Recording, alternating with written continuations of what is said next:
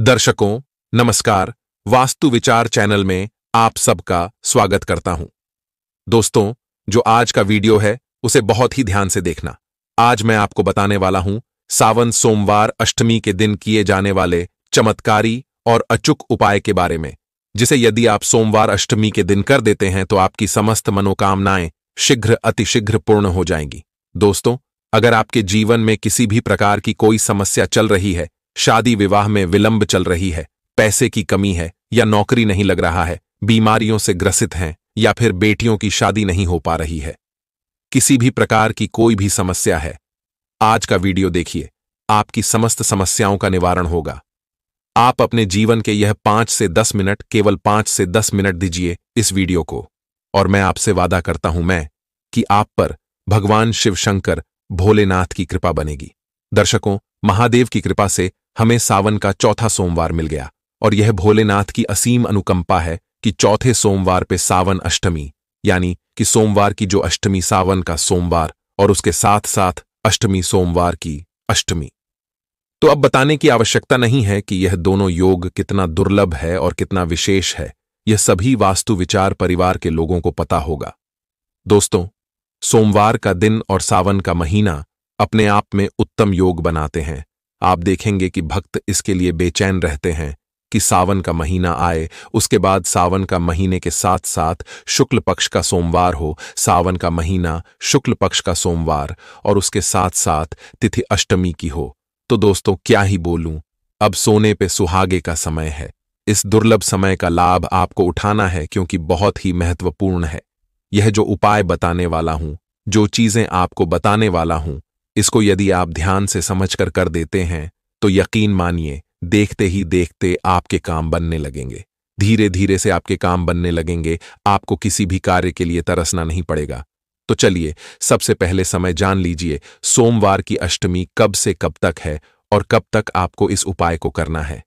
दर्शकों, 12 अगस्त दिन सोमवार को सोमवार की अष्टमी पड़ रही है। ऐसे में आप सभी सुबह ब्रह्म मुहूर्त अर्थात 7 बजे से लेकर पूरे दिन आप सभी सोमवार की अष्टमी पर यह जो कार्य है अर्थात जो उपाय है कर सकते हैं।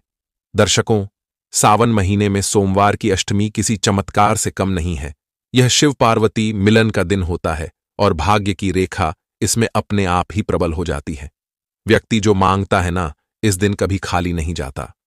तो चलिए, सबसे पहले बात कर लेते हैं चने के दाल का उपाय। तो आपको चने की दाल का पहला उपाय कैसे करना है, ध्यान से सुनिएगा। दर्शकों, इस वीडियो में आपको 5 या 6 उपाय कम से कम आपको जानने समझने को मिलेंगे। पूरे विस्तार से बताऊंगी कैसे करना है। आपके सुविधानुसार कोई भी एक उपाय कर लेना, निश्चित ही चमत्कार आप खुद देखेंगे। दर्शकों, चने की दाल आप जानते ही होंगे गुरु ग्रह से जुड़ा होता है और यह अष्टमी मां को समर्पित तिथि होती है। दुर्गाष्टमी यह कहलाती है। तो आप सभी को क्या करना है, चने की दाल लेनी है।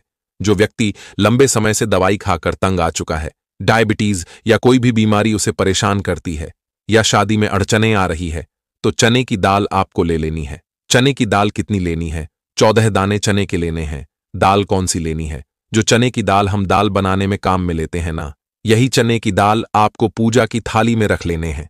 साथ ही साथ आपको गोल बत्ती का एक घी का दीपक अच्छी तरह से भरा हुआ भी रख लेना होगा। साथ ही अपने घर के पितरों का स्मरण करते हुए मटके से एक लोटा जल भी आप सभी ले लीजिएगा। ठीक है, जब भी पूजा की थाली करें, मां भवानी का ध्यान करें, क्योंकि उन्हीं का दिन है। जो भी परेशानी है, जो भी कष्ट है, रोग है, संकट है, वैवाहिक दिक्कत है, आप जीवन में हर तरफ से हार रहे हैं, तो सोमवार के अष्टमी को छोड़ना नहीं है। तो आपको यह चीज मात्र लेकर चले जाना है महादेव के मंदिर में। इसके अलावा आपकी इच्छा है, आप बेलपत्र भी ले जा सकते हैं। भांग, धतूरा, भस्म, जो आपकी इच्छा है ले सकते हैं, क्योंकि सोमवार की पावन तिथि है। महादेव की जितना सेवा करेंगे उतना फल पाएंगे। किसी कारण से शिव मंदिर दूर है और आपकी स्थिति ऐसी है कि आपको शिव मंदिर जाने नहीं दिया जाता है, तो कोई दिक्कत नहीं।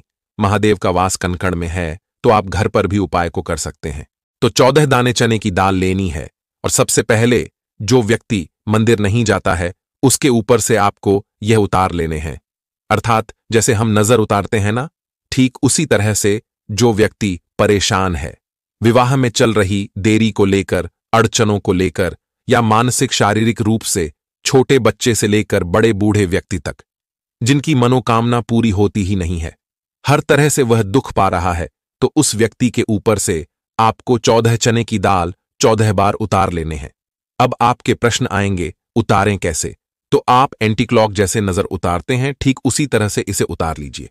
इसके बाद वापस कटोरी में रख लीजिए। यहां बात यह भी आती है कि यदि व्यक्ति खुद के लिए खुद से ही यह उपाय कर रहा है तो फिर वारने की जरूरत नहीं है। ठीक है, तो यह सब करने के बाद अब चले जाएं महादेव के मंदिर में, या घर पर पूर्व दिशा या उत्तर दिशा की ओर बैठ जाए और उसके बाद सबसे पहले जल चढ़ा दें शिवलिंग पर। अब आप सभी को इस बात का ध्यान रखना है कि गोल बत्ती का आपको घी का दीपक लगाना है, तभी आपका उपाय फलित होगा। अब जो आपने उतारा किया है ना, जो चने की दाल का, उसे अपने हाथ में ले लीजिए, या विशेष तौर पर जो है आप कटोरी में ही रख सकते हैं, कोई दिक्कत नहीं है। फिर आप अपना स्मरण करें जिसके निमित्त यह कार्य किया है। जैसे कोई भी दिक्कत है वह पूर्ण रूप से खत्म हो और मनोकामना पूर्ण हो। विवाह में बाधाएं आ रही है तो बाधाएं दूर हो, और ऐसी प्रार्थना करते हुए आपको शिवलिंग पर यह चने की 14 दाल जो है दाने समर्पित कर देने हैं। बस इस बात का ध्यान रखें, चने की दाल जो आप लिए हैं अच्छी अवस्था में हो, परिपूर्ण अवस्था में हो, कटे फटे टूटे फूटे ना हो। ठीक है, तो बस इतना सा उपाय 8 को कर देना है।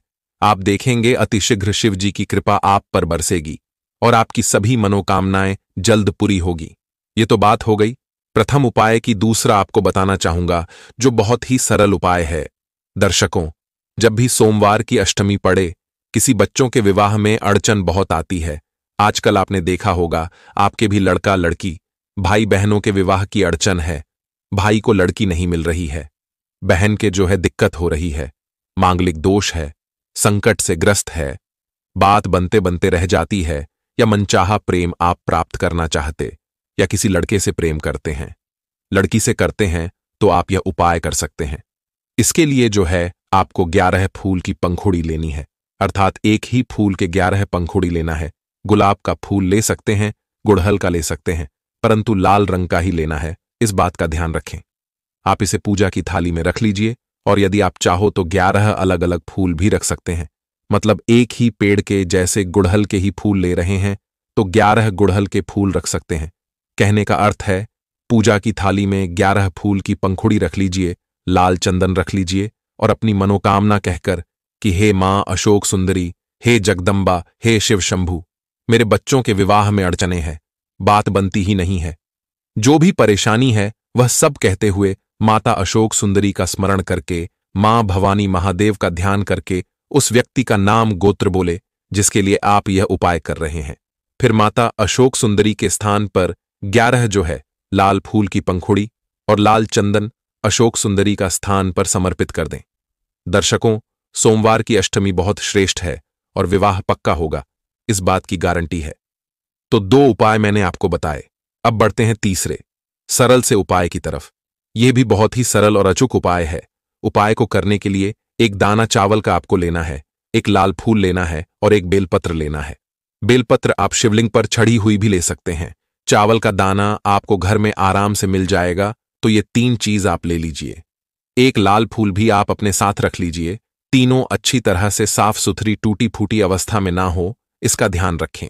तो तीनों चीजों को अपनी पूजा की थाली में रखें। एक लाल फूल, एक चावल का दाना, एक बेलपत्र, और चले जाएं महादेव के मंदिर में इस उपाय को करने के लिए, है ना। मंदिर जाने के बाद मां आदिशक्ति का ध्यान करें, मां गौरा का ध्यान करें, मां मालिनी का आपको ध्यान करना है। मां आदिशक्ति अर्थात माता रानी के 9 रूप, उसमें कुलदेवी मैया भी आती हैं, तो मां आदिशक्ति के सभी 9 रूपों का स्मरण करें। मां गौरा का ध्यान करें, मां मालिनी का ध्यान करें। सोमवार की अष्टमी तिथि का स्मरण करें। अपने जो है मन की बात कहें, जो कष्ट है, जो पीड़ा है, जो रोग है, जो संकट है, जो दुख तकलीफ है, वह कहते हुए एक बेलपत्र लीजिए, उसके ऊपर चावल का दाना रख दीजिए, उसके ऊपर लाल फूल की पंखुड़ी भी ले सकते हैं, लाल फूल पूरा भी ले सकते हैं।